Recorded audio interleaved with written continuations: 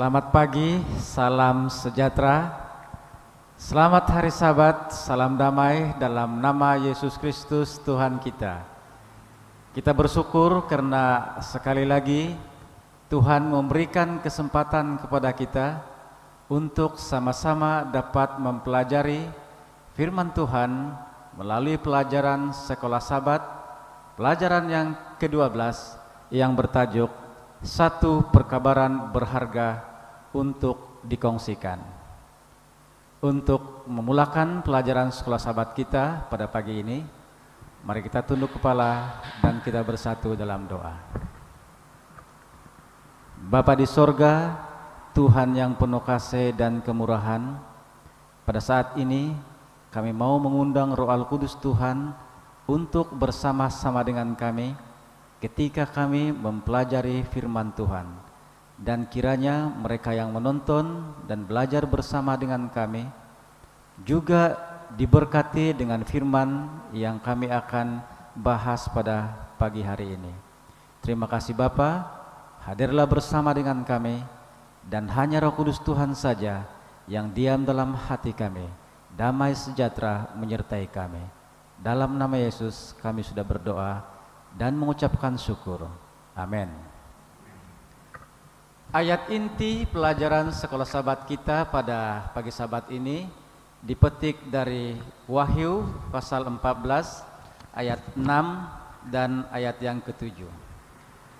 Dan aku melihat seorang malaikat lain terbang di tengah-tengah langit, dan padanya ada Injil yang kekal untuk diberitakannya kepada mereka yang diam di atas bumi, dan kepada semua bangsa dan suku dan bahasa dan kaum. Dan ia berseru dengan suara nyaring, takutlah akan Tuhan dan muliakanlah Dia, karena telah tiba saat penghakimannya, dan sembahlah Dia yang telah menjadikan langit dan bumi dan laut dan semua mata air. Saudaraku yang kasih dalam Tuhan, pada pagi ini saya ditemani oleh beberapa elder yang bersama-sama membahaskan pelajaran sekolah Sabat ini. Elder yang pertama yang sebentar lagi akan membahas pelajaran yang pertama, Elder Robert, apa kabar? Puji Tuhan, syukur, sehat. Terima kasih. Elder Jaibi, apa kabar? Segala kemuliaan bagi nama Tuhan, kabar baik. Amin. Dan pembahas kita yang ketiga, Elder Robert, apa kabar? Haleluya, sehat dan selalu bertenaga. Amin, puji Tuhan. Dan di sebelah kiri saya, Elder Norsa, apa kabar? Dalam keadaan baik-baik, puji Tuhan atas pimpinan dan penjagaannya. Amin, kita bersyukur. Dan yang terakhir ialah Elder Joseph, apa kabar? Luar biasa, kabar baik. Pastinya pada Sabat ini kita akan dapat mempelajari satu lagi pelajaran yang baru yang dapat membantu kita untuk bertumbuh mengongsikan Yesus kepada orang lain. Dalam pelajaran kita dikatakan bahwa kematian Yesus adalah jalan keselamatan kita, dan ianya bersifat secara universal. Maksudnya ialah tidak ada manusia yang pernah lahir di bumi ini yang terkecuali. Apapun keadaan mereka, bila masa mereka lahir dan di mana mereka, semuanya terlibat di dalam proses penyelamatan. Dan ini juga merupakan satu kabar gembira kepada kita semua. Karena yang dahulunya kita tidak mempunyai pengharapan, tidak mempunyai jalan keselamatan.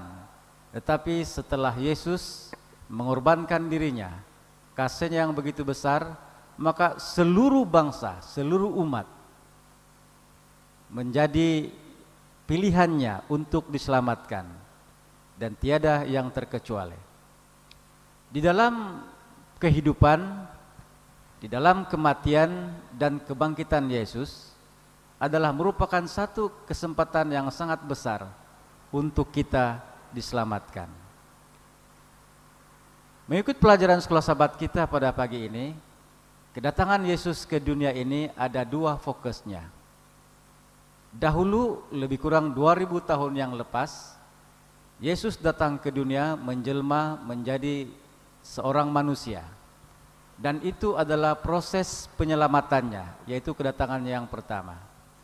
Dan kedatangan yang kedua ialah di mana Yesus membawa kita bagi umat-umat yang percaya, umat-umat yang setia kepada Tuhan.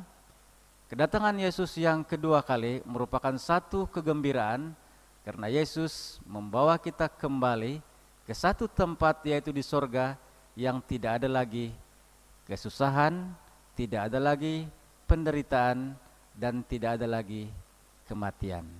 Inilah satu pengharapan kepada kita semua. Dan untuk meneruskan pembelajaran kita yang berikut ini, saya persilakan Elder Robert untuk membahas pelajaran yang pertama.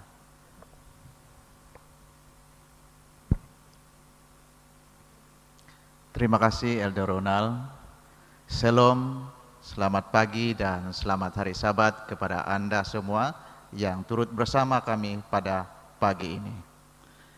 Nah, kita langsung saja mempelajari pelajaran yang pertama, yaitu pada hari Ahad, yaitu membicarakan tentang kabar kebenaran masa kini yang telah disampaikan melalui Petrus dan para nabinya. Sejarah penyelamatan Tuhan kepada umat ciptaannya adalah begitu konsisten sekali dan tidak pernah berubah sejak umat ciptaannya yang pertama jatuh di dalam dosa. Tuhan tetap siap sedia dan menyediakan ruang keselamatan walaupun umat ciptaannya ini sentiasa berubah. Ini terbukti bagaimana kasih karunia Tuhan itu di dalam misi penyelamatannya dengan menyampaikan message kebenaran istimewa kepada umatnya melalui para nabi. Nah, saudara sekalian, ini terbukti apabila di dalam sejarah pertama, di dalam Alkitab Perjanjian Lama mencatatkan penyelamatan Tuhan kepada umat yang percaya atau umat yang berdosa. Nah, kita melihat kepada sejarah Nabi Nuh dan juga air bah. Sebelum hari penghakiman atau air bah itu berlaku, Tuhan telah menyampaikan message kebenaran dan keselamatan itu melalui Nabi Nuh. Dan kita tahu bahwa 120 tahun sebelum kejadian air bah itu berlaku, message Tuhan ini telah disampaikan kepada Nabi Nuh. Dan selepas itu 120 tahun yang berlalu, barulah air bah ini berlaku. Jadi saudara sekalian, sesungguhnya Tuhan menyampaikan message kebenaran dan penyelamatan itu kepada manusia begitu lama sekali untuk memberi ruang kepada umat ciptaannya. Kemudian di dalam Perjanjian Lama juga, peristiwa penyelamatan dan juga kebenaran ini juga melalui ataupun Tuhan menyampaikan message ini kepada Yusuf, yaitu mempersiapkan orang Mesir di dalam menghadapi kebuluran. Dan sebelum kebuluran ini berlaku, Tuhan menyampaikan message ini kepada Yusuf 7 tahun sebelum ia berlaku. Jadi sekali lagi di dalam Alkitab mencatatkan bahwa message kebenaran yang Tuhan sampaikan melalui para nabinya telah disampaikan lebih awal. Kemudian kita lanjutkan di dalam Perjanjian Baru, yaitu mencatatkan bagaimana Tuhan itu mempergunakan nabinya untuk menyampaikan message kebenaran dan penyelamatan kepada umat-umatnya, yaitu melalui Yohanes Pembaptis. Yaitu Yohanes Pembaptis telah menyampaikan ataupun menyampaikan berita tentang Yesus yang akan datang ke dunia untuk menyelamatkan manusia. Dan Yohanes Pembaptis menyampaikan message kebenaran ini dengan menyediakan jalan kebenaran hanya melalui Yesus. Dan yang terakhir sekali saudara, kita lihat selepas Yesus mati dan bangkit kemudian naik ke surga, di dalam Alkitab Perjanjian Baru, Petrus menyampaikan message ini kepada umat-umatnya, yaitu menyampaikan kebenaran dan keselamatan kepada semua umat manusia tentang kedatangan Yesus yang kedua kali. Saudara sekalian, buku terakhir di dalam Alkitab Wahyu menyatakan tentang kebenaran dan keselamatan abadi dalam konteks akhir zaman ini, yaitu menyampaikan message Tuhan untuk mempersiapkan kepada umat-umat yang percaya tentang kedatangan Yesus yang kedua kali sebelum penghakiman itu berlaku. Mari kita lihat di dalam 2 Petrus ayat 1 pasal 1 ayat yang ke-12.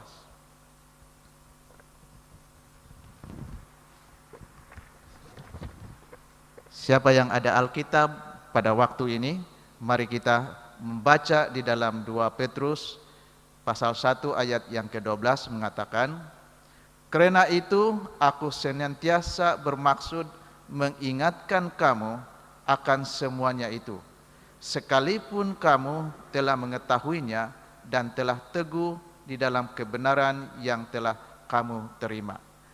Jadi saudara sekalian, di dalam 2 Petrus pasal 1 ayat 12 sekali lagi mengingatkan bahwa Tuhan sentiasa mengingatkan kepada umatnya tentang kebenaran dan keselamatan. Sebagai kesimpulan, saudara sekalian, Tuhan sesungguhnya mengetahui ataupun Tuhan sesungguhnya amat mengetahui proses keselamatan sejak kejatuhan manusia dalam dosa dan sejarah manusia, dan juga Tuhan sesungguhnya amat mengetahui keselamatan dan masa hadapan manusia. Dengan itu Tuhan menyampaikan kasih karunia-Nya itu ataupun kebenaran dan juga keselamatan dan juga visinya melalui para nabi seperti yang saya jelaskan tadi, yaitu Nabi Nuh, Yusuf, Yohanes Pembaptis dan Petrus itu sendiri. Dan Tuhan dapat menyampaikan pesan khas ini pada masa-masa tertentu di dalam sejarah manusia. Dan inilah yang dikenali sebagai kebenaran masa kini. Ketika Petrus menyampaikan kebenaran sekarang, dia juga mendorong para umatnya untuk terus mempelajari kebenaran ini, supaya pada waktu kedatangan Tuhan Yesus yang kedua kali, semua umatnya itu mengambil bahagian atau mendapat bahagian dalam kerajaan surga. Wahyu Tuhan bersifat progresif dan tidak pernah bertentangan. Sejak dahulu lagi, Tuhan begitu konsisten sekali menyampaikan message ini kepada umatnya melalui para nabinya tentang kebenaran dan keselamatan. Terima kasih. Itu saja pendapat atau ringkasan yang saya dapat sampaikan dalam pelajaran kita pada hari Ahad. Kembali kepada moderator kita. Tuhan yang kita sembah adalah Tuhan yang konsisten, Tuhan yang tidak pernah berubah. Ketika Tuhan menciptakan dunia dan isinya, sebelum berdosa, Dia telah merencanakan untuk keselamatan. Dan jika dunia ini jatuh dalam dosa, rencana keselamatan telah tersedia. Dan kalau kita melihat di perjanjian lama pun, ketika Tuhan melihat keadaan manusia telah begitu rusak, Dia tidak menghukum terus dunia ini, tetapi memberikan masa yang lama untuk manusia kembali kepada Tuhan. Dan di dalam proses penyelamatan juga, Kalau kita melihat dalam perjanjian baru, jalan yang lebih awal telah disiapkan oleh Yohanes. Dan untuk memudahkan Injil disebarkan, semua itu telah dibuka jalan melalui Yohanes dan Yesus memulakan pekabaran Injilnya. Dan proses penyelamatan ini tidak pernah berubah. Apapun halangannya, apapun yang terjadi di bawah kolong langit ini, Tuhan tidak pernah berubah. Tuhan tetap melaksanakan penyelamatannya kepada dunia ini. Terima kasih untuk pembelajaran kita yang seterusnya. Saya persilakan Elder Jaibe.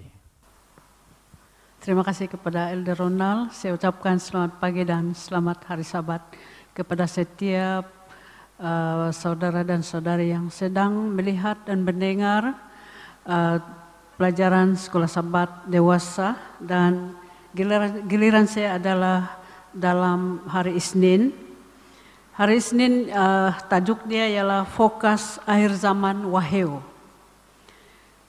Dalam buku-buku Injil utama dalam Alkitab seperti Matius, Lukas, Markus, Yohanes, dia berpusatkan pada cerita mengenai Yesus atau kedatangan Yesus yang pertama kali, cerita kelahiran, kehidupan, pelayanan, kematian dan kebangkitan Yesus. Ada juga dia menyentuh sedikit mengenai kedatangan Yesus yang kedua kali. Namun dia bukan sebagai penekanan utama. Tetapi dalam buku Wahyu, di mana disinilah fokus yang kita akan pelajari pada Sabat ini. Fokus utamanya adalah kemuncak kepada konflik yang berlanjutan sepanjang zaman, yaitu peperangan yang baik dan yang jahat. Apakah kemuncak itu? Oke, dalam Wahyu 1 ayat 7 telah dihuraikan di sana bahwa lihatlah, ia datang dengan awan-awan dan setiap mata akan melihat dia.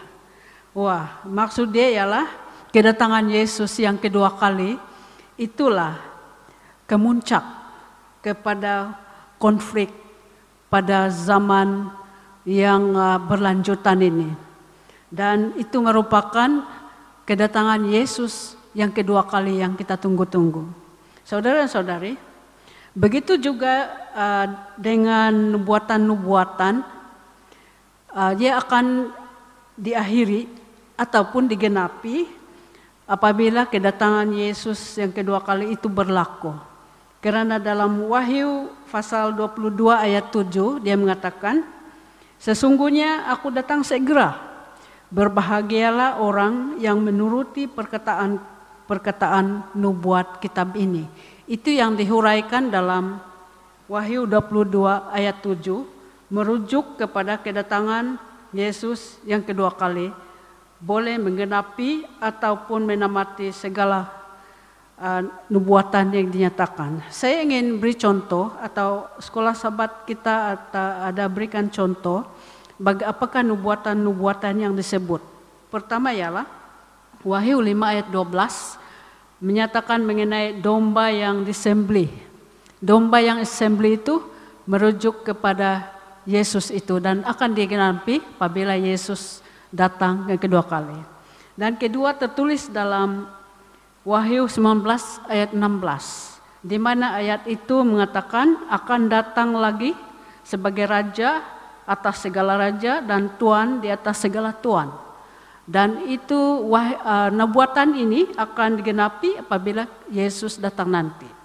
Dan ketiga ialah tercatat dalam Wahyu 17 ayat 14. Dia akan mengalahkan segala musuh yang menindas menganiaya umatnya. Dinyatakan di sana anak domba akan mengalahkan segala musuh.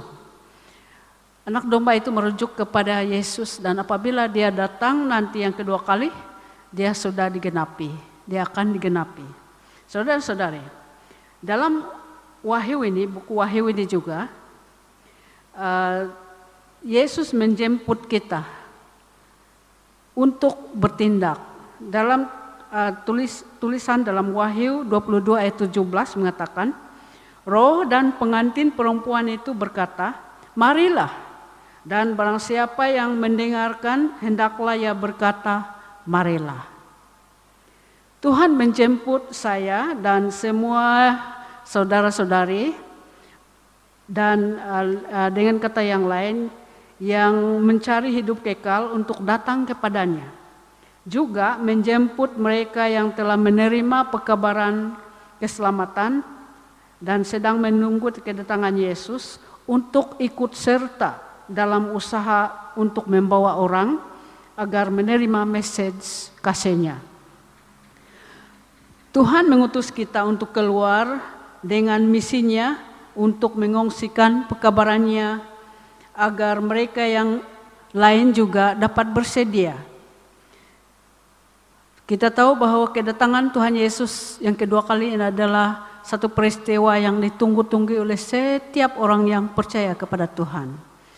Oleh itu kita akan dipuaskan apabila kita turut serta dalam misinya, supaya setiap orang yang mendengarnya dapat bersedia sama seperti kita. Oleh itu jemputan ini adalah untuk Anda semua, untuk kita semua. Marilah kita turut serta dalam misi yang telah dinyatakan oleh Tuhan dalam Wahyu tadi. Tuhan berkati. Saya serahkan kembali kepada moderator. Pertentangan yang besar ataupun pertentangan di antara yang baik dan yang jahat sudah pun berlaku. Dan gelanggang pertentangan itu berlaku di dunia ini. Tetapi Tuhan yang penuh kasih, Tuhan yang penuh kemurahan, Dia memperlihatkan sebelum semuanya itu berlaku. Kita diberitahukan bagaimana Yesus lahir, telah pun dinubuatkan. Bagaimana perjalanan kehidupan Yesus juga telah dinubuatkan. Dan bagaimana kedatangan Yesus kedua kali di dunia ini juga dinubuatkan. Bagaimana Yesus memberikan keselamatan kepada dunia ini juga dinubuatkan. Dan nubuatan sebenarnya mempersiapkan umat-umat Tuhan sebelum ianya terjadi atau sebelum ianya berlaku. Dan kalau kita lihat sebenarnya, nubuatan ini juga adalah merupakan sumber kekuatan, kepercayaan iman kita kepada Tuhan. Sesuatu yang belum terjadi telah dinyatakan terlebih dahulu. Itulah keistimewaannya Tuhan, Tuhan yang kita sembah. Pembelajaran kita yang berikut, saya serahkan kepada Elder Robert. Terima kasih kepada Elder Ronald selaku moderator kita. Pembelajaran Sekolah Sabat bagi pelajaran yang ke-12 hari Selasa kita teruskan dengan tajuk Message Akhir Zaman oleh Wahyu. Saudara-saudara yang terkasih dalam Tuhan Yesus, sebelum saya meneruskan perbahasan pada bahagian ini, saya ingin mengajak sidang penonton yang dirahmati Tuhan untuk melihat ayat yang terdapat di dalam Wahyu pasal yang ke-14 dari ayat 14 sehingga ayat ke-20. Saya bacakan. Dan aku melihat sesungguhnya ada suatu awan putih, dan di atas awan itu duduk seorang seperti anak manusia dengan sebuah mahkota emas di atas kepalanya dan sebilah sabit tajam di tangannya. Maka keluarlah seorang malaikat lain dari bait suci, dan ia berseru dengan suara nyaring kepada dia yang duduk di atas awan itu, ayunkanlah sabitmu itu dan tuailah, karena sudah tiba saatnya untuk menuai, sebab tuaian di bumi sudah masak. Di ayat yang ke-16, dan ia yang duduk di atas awan itu menghayunkan sabitnya ke atas bumi, dan bumi pun dituailah. Di ayat yang ke-17, dan seorang malaikat lain keluar dari bait suci yang di sorga, juga padanya ada sebilah sabit tajam. Dan seorang malaikat lain datang dari mezbah Ia berkuasa atas api, dan ia berseru dengan suara nyaring kepada malaikat yang memegang sabit tajam itu, katanya, ayunkanlah sabitmu yang tajam itu, dan potonglah buah-buah pohon anggur di bumi, karena buahnya sudah masak. Lalu malaikat itu menghayunkan sabitnya ke atas bumi, dan memotong buah pohon anggur di bumi, dan melemparkannya ke dalam kilangan besar, yaitu murka Allah.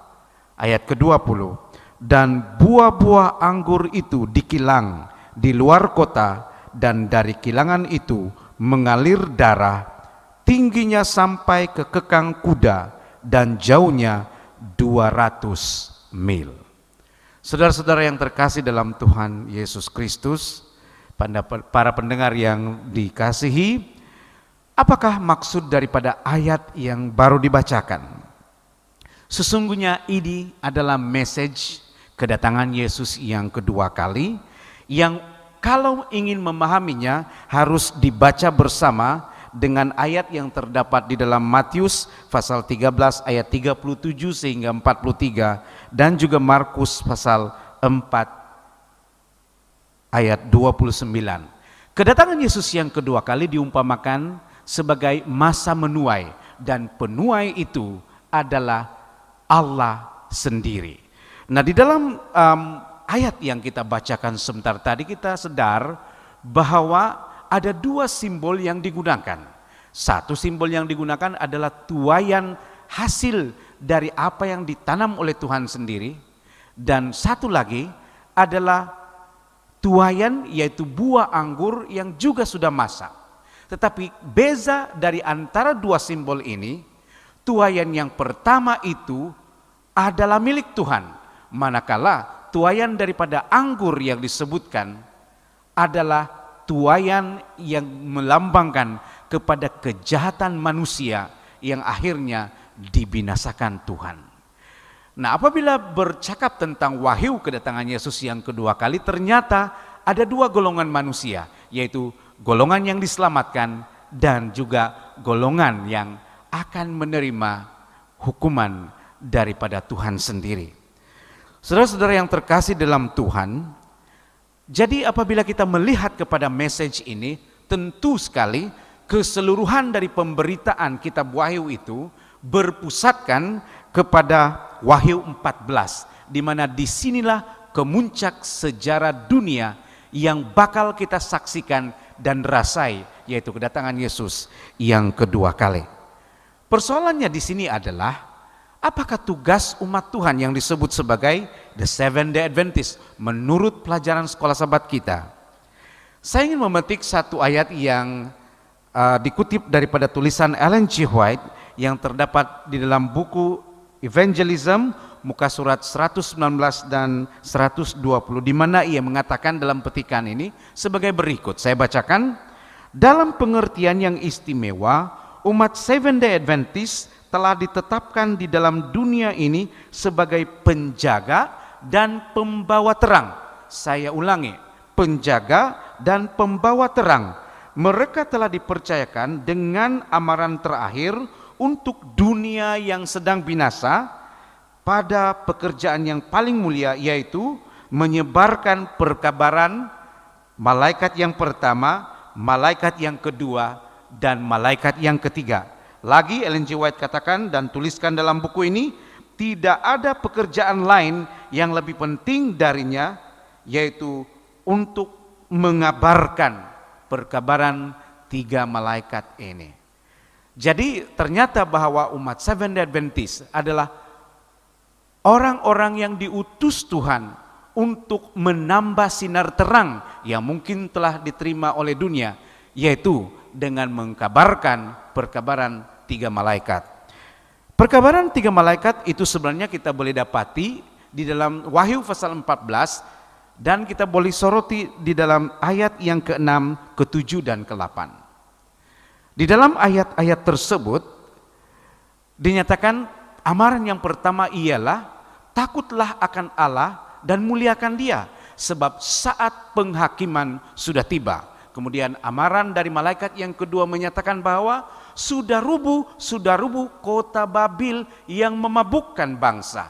Dan seterusnya, amaran yang ketiga dari malaikat ketiga adalah bahwa sesiapa yang menyembah binatang dan patungnya dan menerimanya pada dahi dan tangannya akan mendapat hukuman murka dari cawan murka Tuhan dan akan dibinasakan dengan api dan belerang.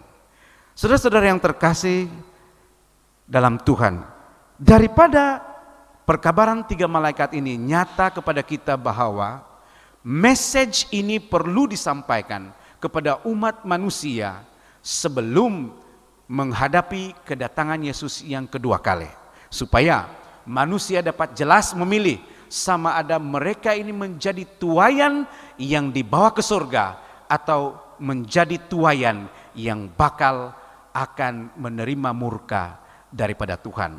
Fokus pembelajaran ini akan diulas di pelajaran yang berikut. Saya kembalikan kepada moderator.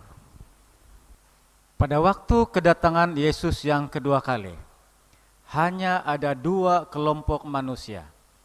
Kelompok yang pertama, yang tidak tahan melihat kemuliaan Tuhan, akan meminta gunung batu untuk menimpa mereka. Tetapi kelompok yang kedua, bersorak-sorai kegembiraan, karena Tuhan mereka telah datang. Sukacita meliputi kehidupan mereka. Tetapi sebelum itu, umat Seventh-day Adventist ada tugas yang utama. Tugas yang diberikan oleh Tuhan kepada kita ialah memberitahukan kepada dunia tentang penyelamatan ini. Apakah kita mampu untuk memikul tugas ini? Pasti dengan kasih kuasa Tuhan, kita mampu untuk bekerja bagi pelayan-pelayan Tuhan. Dan kita dapat mempersiapkan lebih ramai orang di pihak yang bersukacita pada waktu kedatangan Yesus yang kedua kali. Pembelajaran kita yang berikut ini saya serahkan kepada Elden Norsa. Terima kasih moderator. Selamat pagi, selamat hari Sabat. Kita meneruskan pembelajaran kita pada Sabtajuk hari Rabu 16 September 2020 di bawah tajuk Memahami Message Tuhan sepenuhnya. Apakah message Tuhan kepada kita generasi masa kini? Seperti yang tercatat di dalam Wahyu pasal yang ke-14, 6 hingga yang ke-7. Secara ringkasnya, di dalam ayat ini, yang pertama memperlihatkan kepada kita tentang kesungguhan Yesus dalam kasih karunia-Nya untuk menyelamatkan manusia sejagat. Dan inilah yang disebut sebagai Injil kekal, yaitu rencana penyelamatan yang telah wujud dalam pikiran Tuhan sebelum pun berlakunya pemberontakan ibu bapa pertama di Taman Eden. Kedua, di dalam Wahyu 14 ayat 6 dan 7 ini menyeru kita manusia untuk takut akan Tuhan dalam semua aspek kehidupan, dengan menghormati semua perintahnya dan menuruti hukum-hukumnya. Yang ketiga, di dalam Wahyu 14 ayat 6 hingga 7 ini juga menyeru umat manusia untuk memuliakan Tuhan dan menyembah hanya Dia, karena Dialah yang menciptakan langit dan bumi, laut, dan segala mata air. Nah, saudara dan saudari, mengapa kita perlu menyembah Tuhan dan memuliakannya. Di dalam Pengkhotbah pasal yang ke-12 ayat yang ke-13 hingga 14 dapat dirumuskan di sana, kita perlu takut akan Allah dan berpegang kepada perintah-perintahnya, karena Allah akan membawa setiap perbuatan ke pengadilan yang berlaku atas segala sesuatu yang tersembunyi, entah itu baik, entah itu jahat. Nah, perkara ini mengingatkan kepada kita bahwa kita perlu berpegang kepada perintah-perintah Allah atas kesadaran bahwa setiap perlakuan kita itu akan dibawa ke pengadilan. Bahkan di dalam 1 Korintus pasal 6 ayat ke-19 hingga ayat ke-20 menyeru kita supaya memuliakan Tuhan dengan tubuh kita. Mengapa kita harus memuliakan Tuhan dengan tubuh kita? Karena kita ini telah dibeli dengan harga yang telah lunas dibayar. Oleh itu, kita ini bukan milik kita. Kita ini adalah milik Dia yang sudah menebus kita. Lagi pula, tubuh kita ini adalah Bait Roh Kudus yang diam di dalam kita. Jadi, perlulah bagi kita untuk menjaga tubuh kita, karena dengan menjaga tubuh kita, kita memuliakan Allah. Nah, saudara dan saudari, sejajar dengan perkabaran di dalam Wahyu 14 tadi, yang menyeru kita untuk memuliakan Tuhan dan menyembah hanya Dia. Nah, apakah perkara yang paling dekat kepada nadi penyembahan? Tidak lain dan tidak bukan hari Sabat. Satan menyerang hari Sabat. Mengapa? Karena Sabat meninggikan Kristus sebagai pencipta. Oleh itu, dengan menguduskan hari Sabat mingguan, bermakna kita menyembah Dia yang telah menjadikan langit dan bumi dan laut dan semua mata air. Itu sahaja bahagian kita memahami message Tuhan sepenuhnya. Terima kasih. 4 kitab yang pertama di dalam Perjanjian Baru juga dikenali sebagai Injil. Dan seperti yang kita ketahui bahwa Injil ini adalah kabar baik, kabar gembira. Penyelamatan Yesus diceritakan di dalam keempat kitab ini. Dan kita tahu dalam kitab Wahyu juga dikatakan bahwa pekabaran malaikat yang pertama itu membawa Injil kekal. Dan Injil kekal ini adalah keselamatan total melalui Yesus Kristus. Di situ juga diberitahukan kepada kita, kita harus menyembah hanya Tuhan pencipta sahaja. Kita harus memuliakan Tuhan. Dan antara petanda yang kita menyembah Tuhan pencipta ialah kita berhenti, kita menguduskan hanya satu hari, yaitu hari Sabat yang Tuhan telah asingkan dan Tuhan telah tetapkan untuk umat-umatnya. Untuk pembelajaran kita yang berikut ini, saya persilakan Elder Joseph untuk membahasnya. Terima kasih Elder Ronald. Shalom, selamat Sabat. Para saudara dan saudari dimanapun Anda berada mengikuti siaran pembelajaran sekolah Sabat pada hari Sabat ini. saya teruskan pembahasan pelajaran hari Kamis bertajuk Seruan Yesus yang terakhir. Saya ingin membawa saudara dan saudari untuk terus membaca dan merujuk kepada ayat-ayat Alkitab di dalam Wahyu 14 ayat 7, 8, 9, 10 dan Wahyu pasal 17 ayat yang keempat. Bila mana kita membaca ayat-ayat ini, di situ sering atau beberapa kali disebut sebagai Babel. Misal kata di dalam Wahyu 14 ayat 8 dikatakan di situ sudah rubuh kota Babel yang memabukkan. Nah, soalnya di sini ialah siapakah Babel ini?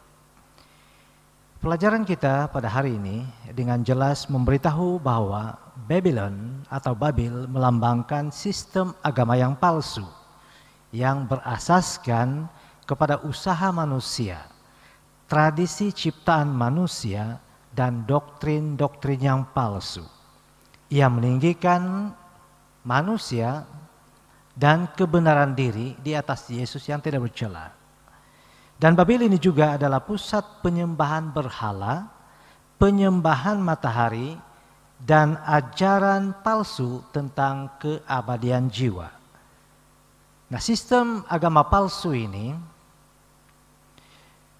banyak secara halus menggabungkan ajaran-ajaran Babel purba di dalam kebaktiannya. Itu sebabnya pada pelajaran hari Kamis mengutarakan satu perkara, yaitu perkabaran akhir zaman oleh Tuhan. Nah, apakah perkabaran itu?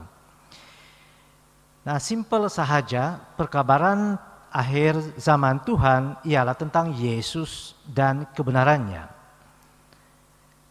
Menunjukkan bahwa kita umat Tuhan harus meninggalkan Babel supaya tidak serta dihukum. Justru saudara dan saudari, Tuhan membangkitkan secara ilahiah gereja Seventh-day Adventist yang memuliakan perkabaran Kristus, yaitu mengagungkan Yesus, bermaksud meninggikan setiap ajarannya dan mengagungkan Dia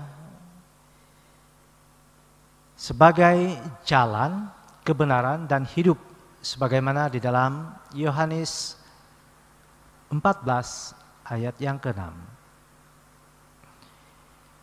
Ini bertujuan bahwa mendedahkan kelemahan atau kesalahan-kesalahan Babylon yang amat bertentangan dengan kebenaran Yesus. Saya terus membawa saudara dan saudari kepada Wahyu pasal yang ke-14 yang merupakan fokus utama pelajaran kita pada minggu ini. Di sini menunjukkan atau menerangkan ada dua penyembahan yang berbeza. Yang pertama, penyembahan kepada pencipta. Dan yang kedua adalah penyembahan kepada binatang. Dan kedua-dua penyembahan ini adalah berpusat kepada hari untuk menyembah Tuhan. Nah, yang pertama, menyembah Tuhan pada hari Sabat. Dan yang kedua, menyembah Tuhan pada Sabat gantian. Saya ingin mengajak saudara dan saudari untuk terus melihat apakah itu Sabat. Nah, Sabat adalah rehat, kepastian dan keselamatan yang kita miliki di dalam Yesus Kristus sebagai Tuhan yang telah mencipta, Tuhan yang telah menebus, dan Tuhan yang akan datang segera menyelamatkan manusia dari dosa.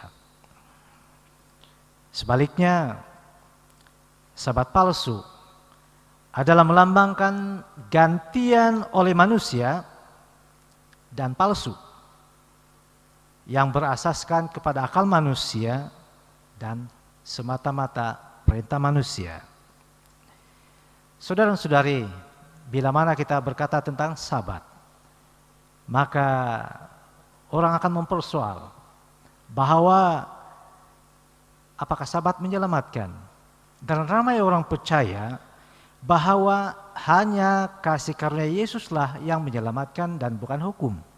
Oleh karena hari Sabat itu tercatat di dalam hukum yang keempat di dalam 10 hukum Tuhan.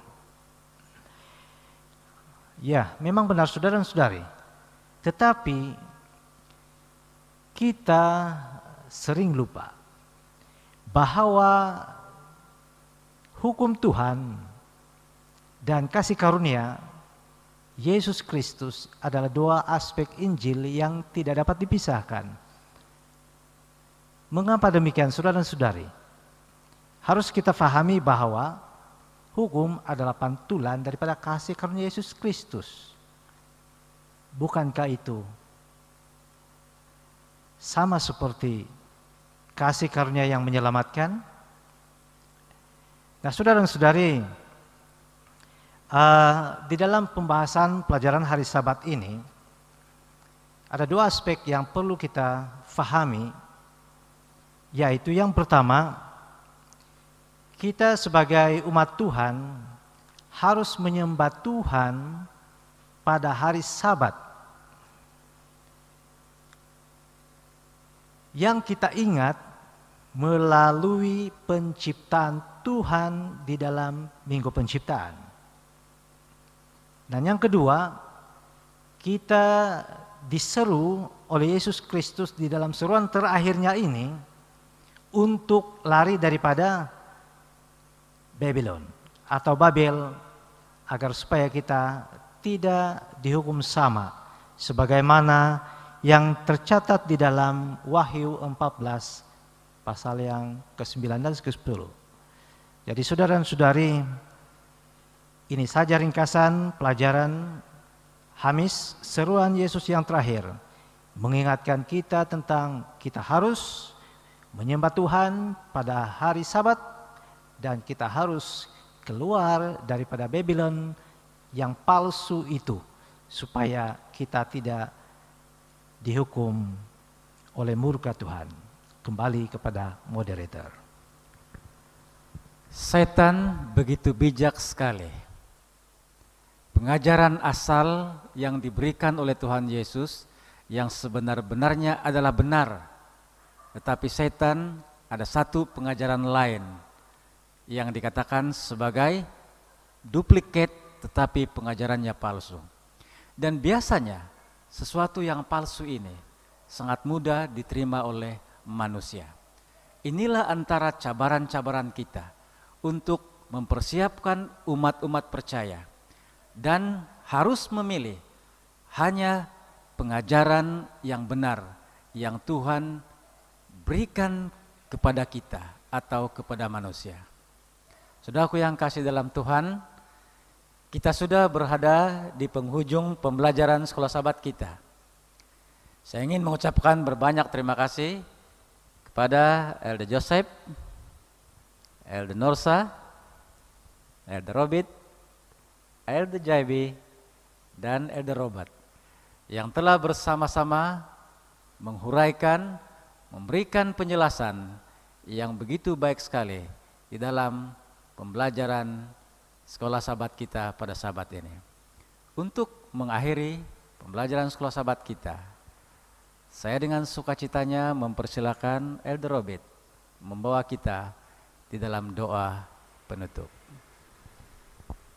Mari kita berdoa. Maha besar Tuhan kami yang berada dalam kerajaan surga. Engkau yang begitu mengasihi kami, sehingga Engkau menyatakan terlebih dahulu pelan keselamatan-Mu kepada kami, supaya kami boleh menuruti segala perintah Tuhan dan mengasihi Engkau dengan kasih yang sempurna, sehingga kami dapat diselamatkan apabila Engkau datang kembali ke dunia ini.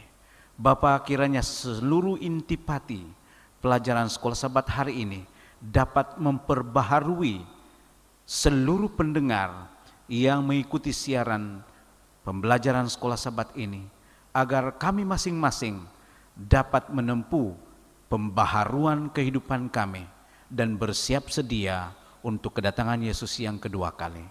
Terima kasih Tuhan atas segala berkat yang Engkau telah berikan, karena kami mohon berserah hanya di dalam nama Yesus Kristus, Juru Selamat dan Penebus kami. Amin.